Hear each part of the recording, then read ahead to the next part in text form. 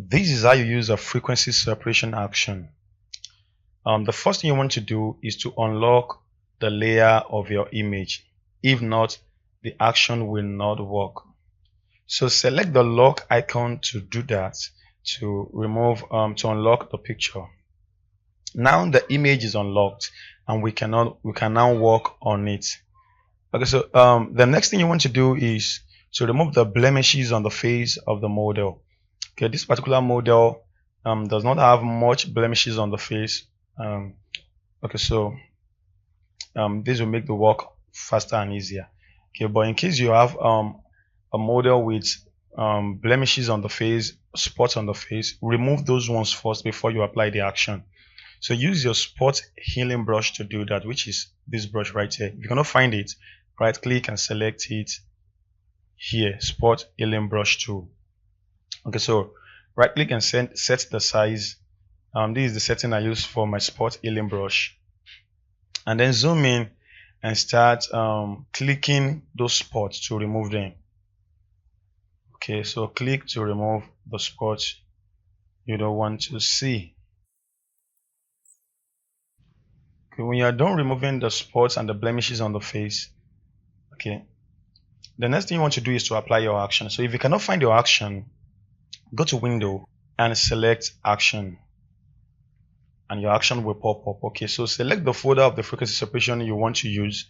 So select the arrow here beside the folder to see the action. So this is the action. Select the action and press play. Then wait for it to do its work. So when you get to this point, this slider, bring it all the way down.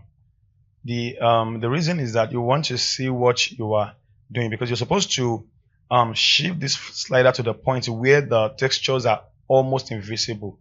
So, and you have to do that manually and carefully. So you can move your image here to a part that has much textures so that you can get this correctly, because if you miss it here, the whole thing might not look good at the end of the day. Okay, so then start dragging this slider up here little by little. Focus on this box, not the whole image here. So move it little by little until the textures are almost invisible. Almost invisible. So I think we are good with 3.4. Press OK and wait for it to do its work.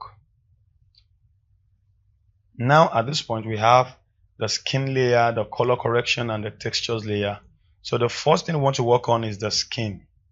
So remove the visibility of the texture so that you can see the skin properly.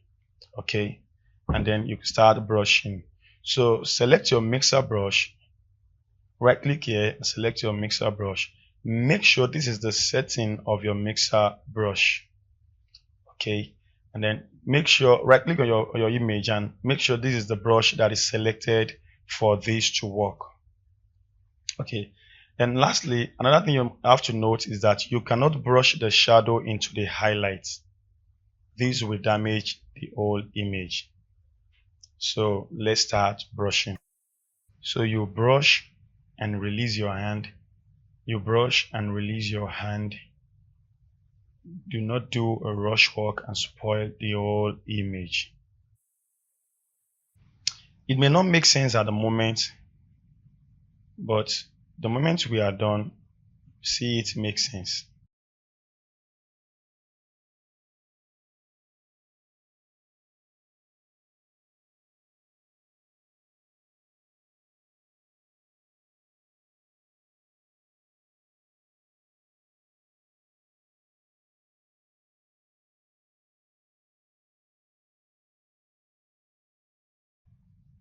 Okay, when you are done with this and the skin is very smooth, now bring back the texture, okay, to see where we are. Okay, and at this point you can see that we have a very good image with good texture, looking very clean. So this is the before and this is the after. Okay, you can continue to brush over the skin to fix any part you're not satisfied with. Okay,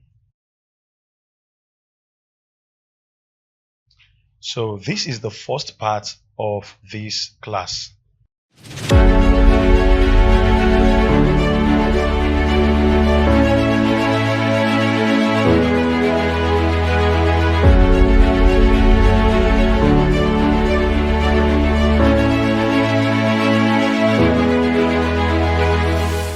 Now let me show you the advanced way of making the skin looking more realistic, because to me I feel like it's looking plastic at the moment, although it is good. For some people this is where they stop. As you can see, the eyes and the lips are not affected, the contours of the nose not affected. Okay, so but to me I feel like this is not good enough. This is okay, but it's not good enough. So let me show you the advanced way of making the skin better. When you get to this point, the next thing you want to do is to duplicate your textures by pressing Ctrl J, okay, or dragging the texture to this plus button here, and it will be duplicated just like this. Okay, so now we have more textures on the face with this. Okay, so at this point, after duplicating the textures layer, convert this layer to a smart object. So right click on the layer and choose convert to smart object. So what this will do is that this layer will become a smart object, which means that any setting you do on this layer, you can always adjust it. Okay, it's not permanent, because the setting we're about to do on this layer now needs a lot of readjusting. We need to work over it again. Okay, so you have to convert this to a smart object so that you can always come back to work on the layer. So the next thing is to add grain, add noise to this layer. Go to your filter, under filter, camera raw filter, then wait for it to open. Once the camera raw filter opens, go to effects and increase the grain under effects. So do not be scared to increase the grain and the roughness. You can always come back to adjust this. Okay, so you can increase the size a little bit, but always increase the grain and the roughness. Okay, so and then you press OK. You can always always come back to adjust it, because we are applying it on the smart and object layer. Okay, so it's looking very rough, but that's the idea. Okay, so the next thing you want to apply to this layer is to go to your filter, under filter, stylize, and under stylize, emboss. Okay, so at this point you have to guess the direction of light.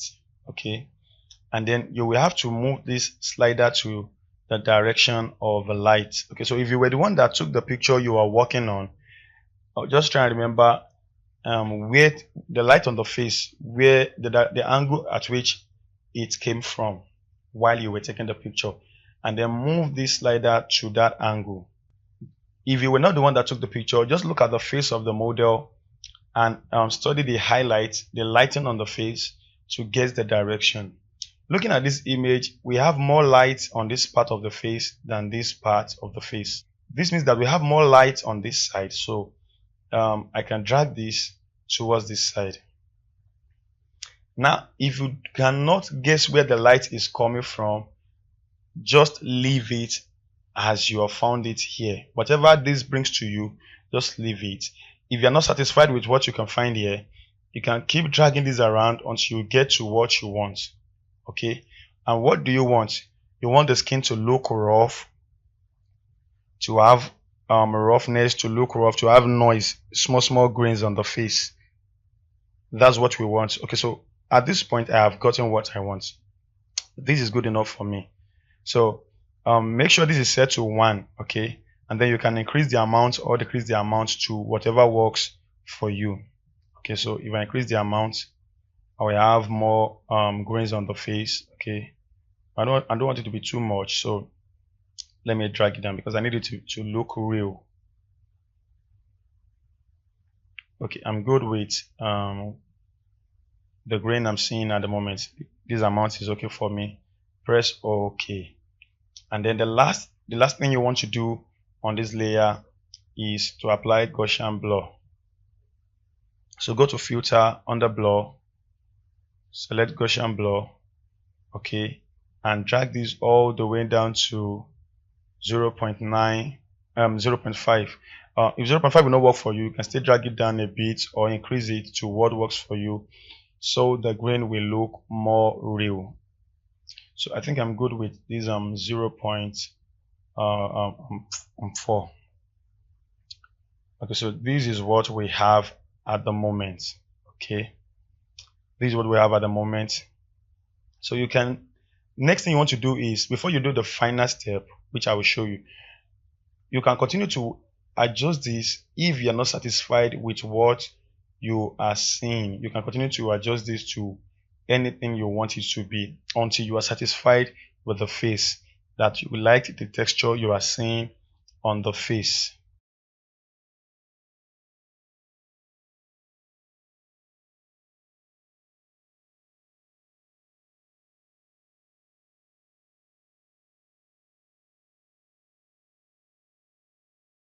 Okay, so the moment you are satisfied with what you have here, I am okay with what I'm seeing here, I love what I'm seeing here at the moment. The next thing you want to do is to this particular layer here, look at the eyes. All the texture we have, all the settings we have applied on this texture layer, all of them have been applied to the eyes and the lips, and even the contours of the nose, and then it is not looking real. This is not what we want, so we have to fix that with a layer mask. Okay, so add the layer mask to this, and then now these textures have also be added to the clothing, the background, and we don't want them on the background or on the cloth. We only want it on the skin. Okay, so after adding a layer mask, invert it by pressing Ctrl I on your keyboard. That way we have hidden the layer. So the layer is hidden at the moment, you cannot see it. Okay, so select brush, the normal brush, not mixer brush, normal brush. Okay, so after selecting this brush, change the color to white. Change your foreground color to white. Okay, make sure it is set to white. So that way we want to reveal what we have hidden here. Then start brushing over the skin. Only the places where you want to see the texture you have created, start brushing over those parts.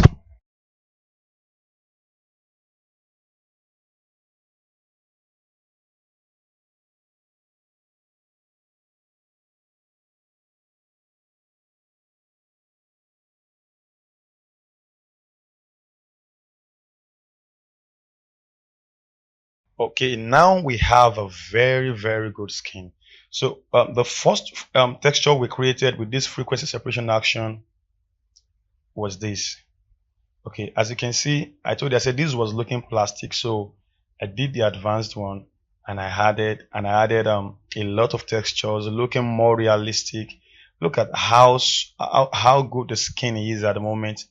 It looks real, it looks more realistic. Okay, now if you feel like these textures are too much at some part of the face, maybe some part of the face are not supposed to have this much textures, you can just go to select your brush again, change this to black. Now reduce the opacity and the flow. Okay, and then increase the size, and then raise those parts a little. Okay, if you feel like the textures are too much on some part of the face, you can just erase them with this. Okay, and after that we are good. Okay, the skin looks better now. Next thing you want to do is that you can duplicate this layer. If you want more textures, you can duplicate the whole layer, press Ctrl J, wait for it to apply all the settings to the new layer, and if you're okay with it, you leave it.